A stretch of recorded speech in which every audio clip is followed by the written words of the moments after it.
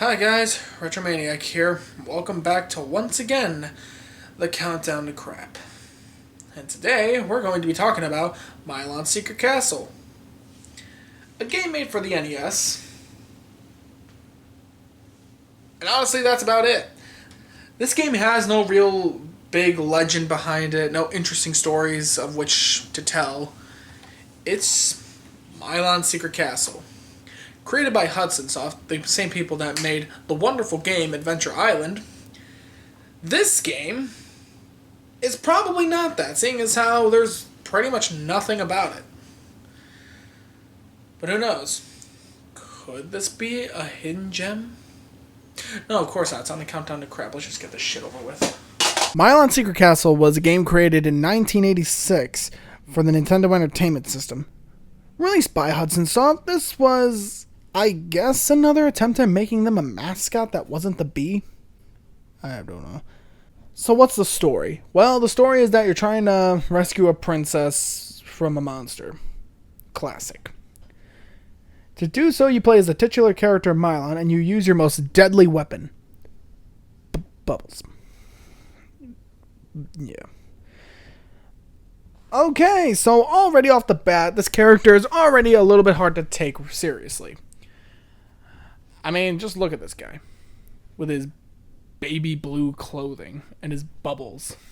But you know what? I can accept a weird concept as long as the game delivers on the goods. Of which this one doesn't. So you have these sets of doors outside in order to progress further in the game. Two of which are levels. One of which is a window that leads to nowhere. And then one of them is just a shop. So you're a little bit restricted. Okay, so I'm presuming this empty room here is where I'm going to eventually be fighting a boss once I do whatever weird requirements this game needs me to do.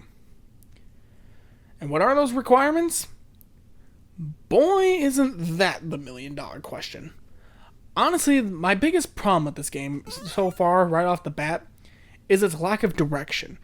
This game just does not like to hold your hand. Its way of teaching you stuff is not through, giving you little hints or clues or ideas of what you gotta do. Their equivalents of helping you learn how to swim is by tying cinder blocks to your ankles and throwing you into a pool with sharks. So you go around shooting bubbles at these bland, basic enemies, though some of them do admittedly look cool. Though I don't know why this one looks like a melted Mike Wazowski. You can occasionally find this weird thing which sends you to a bonus room where you collect music notes. Why music notes? I don't know. But it does give you money, and this is definitely something you need. You see, in case you didn't notice, you start off the game with some of your health gone. Yeah, this game doesn't even have the audacity to give you a full bar of health. So you gotta go around hoping that you can, buy some, which only fills up a little bit of health, not completely. Or you gotta kill enemies. Killing enemies seems to also drop this key, but I also don't really know if that's how it's done. The key just seems to randomly appear. Then there's the case of the door. You gotta find this door as well as the key in order to exit the level. Now, the door, I don't know where it is. How do you find where the door is? By shooting bubbles. Yeah, you just have to kind of hope that you shoot the bubble in the right spot, or else the door won't appear. Now, okay, I can accept this, because, take a look at the original Legend of Zelda. In that game, not everything was perfectly laid out for you. But if you have at least a map of some sort, that which the game came with, then you'll honestly have a great time. But in Milon Secret Castle, the only way to really get a map or any information for this game is by getting their magazine, Nintendo Power. And that's stupid. So in turn, I just went on the internet and figured out what I had to do there. So you go through this game, and my other problem with this game, the music. Now, it doesn't bother me as much at first, but after like 10 minutes of playing the game, the music just gets repetitious and annoying. There aren't too many tracks. You have the theme when you're inside of a level, the theme when you're inside of the well, the boss music, and when you're outside. Or at least that's all the music tracks I could find because I didn't beat this game. So you keep going around and trying to find stuff, and then you need money.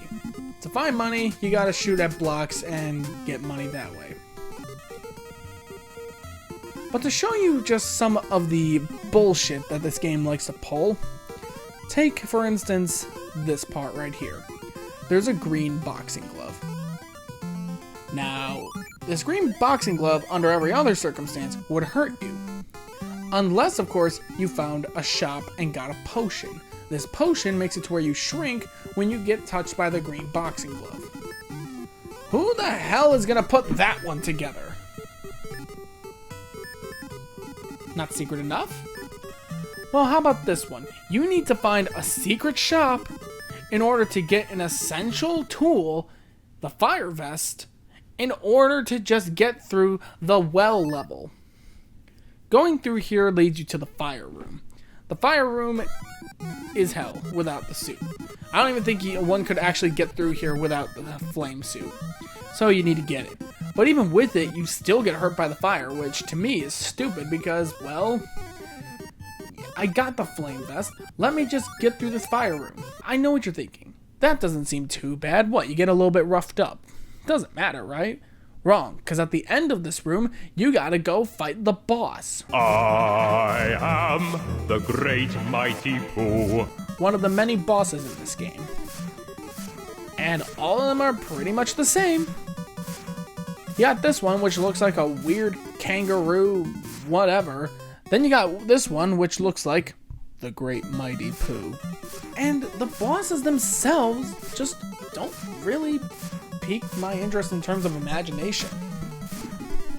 Or at least maybe they would if they were all unique in their own way. But they all have the same tactic, just jump around and shoot stuff at you. They all do the same exact thing. And then there's the fact of how you get hurt. Now, in a good game, when you get hit, they give you a little second to get out of whatever danger there is, so that way you can at least try to recover and go back into the battle. But in this game, not a chance. No, in this game, if you get hit, you can pretty much keep getting hit over and over and over again until your health goes down fast as hell. And you get a game over. Now, here's a big thing. One thing that you really have to keep in mind. You have to hold left and then start.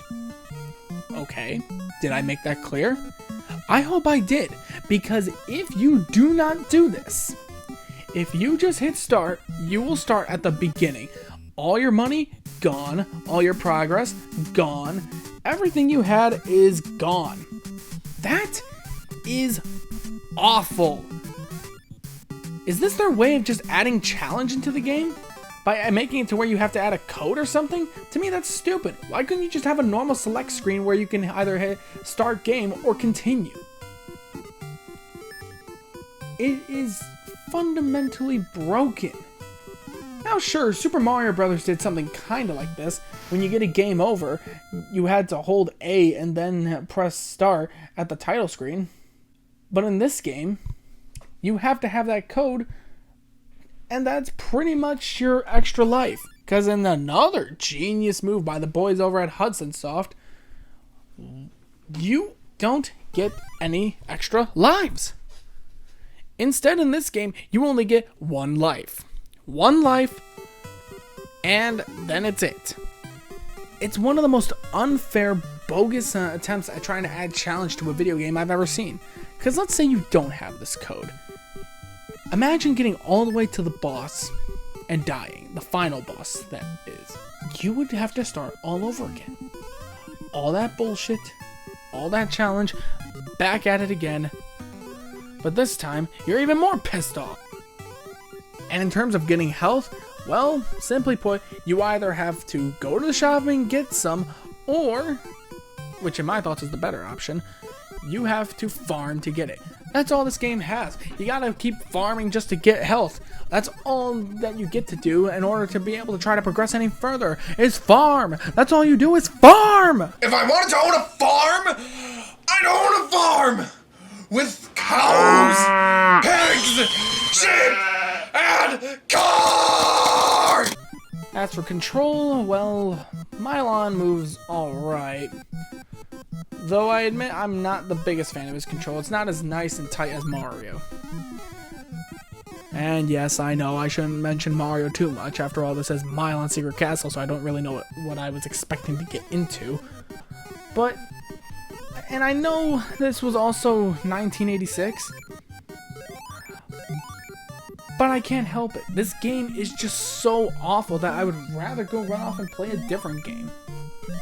I've played platformers on the Atari 2600 that were more functioning than this game. And how's this for another genius idea? If you want to see how far you've gotten with how many crystal balls you collected, you have to go into one of the shops. Now, I know that there's a few spawned throughout the game, but to me, that's just annoying. Couldn't I just hit the select button to see my progress? Or just hit the start button? Dang it. Shoot. Oh, come on. No. No. No. Fuck. Fuck! No! Shit! Damn it! Damn it!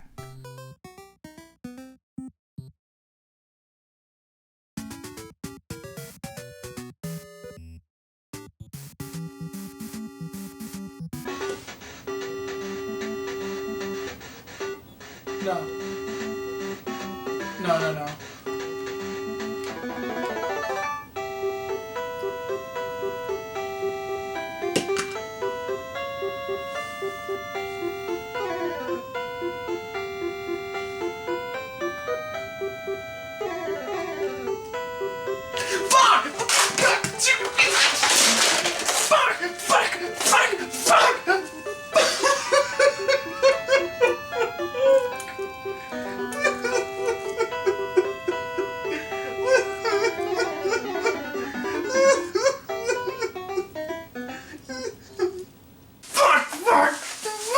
You need to calm down.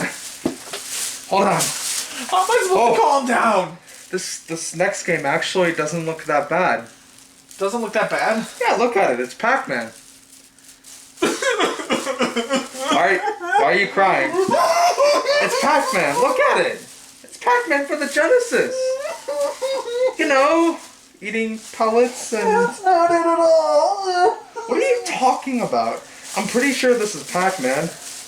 Look at it. It's him and his cheese and everything, you know? Oh yeah? You take a quick look at the game. I don't know. Do you guys know what this is?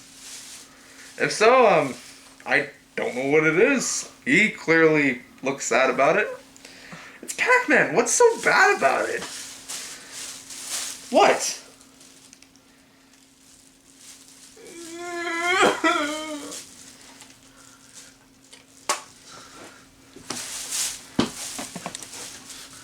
Tune in next time. I don't know why you're crying. It's Pac-Man.